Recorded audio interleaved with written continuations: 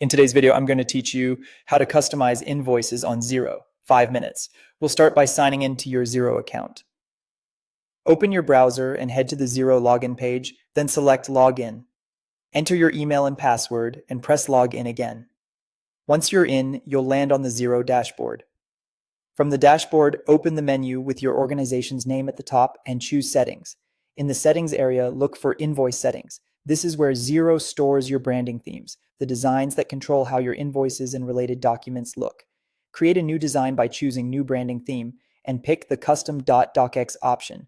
Give your theme a clear name you'll recognize later, then click OK. Xero will generate a starter template for you. Next to Template, click Download to save the file to your computer. Open the downloaded docx in Microsoft Word or a compatible editor. This is where you customize the layout. Add your logo, adjust fonts and colors to match your brand, and tidy the spacing. Keep key details like invoice number, date, due date, item descriptions, quantities, unit prices, subtotals, tax, and totals clearly visible.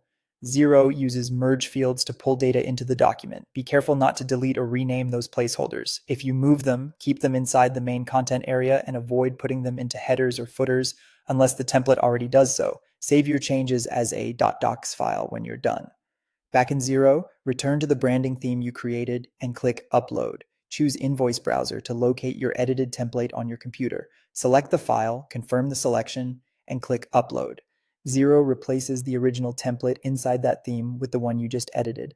One quick note, custom docs templates give you more control than the standard theme editor, but they depend on accurate field placement. Keep image sizes reasonable to avoid oversized PDFs, stick to common fonts for consistent output across devices, and leave enough margins so totals aren't cut off when printing or saving to PDF.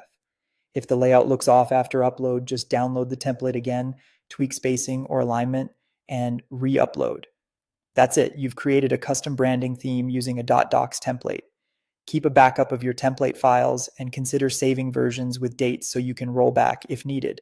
When you create invoices in Xero, you'll be able to choose this theme so your documents consistently reflect your brand.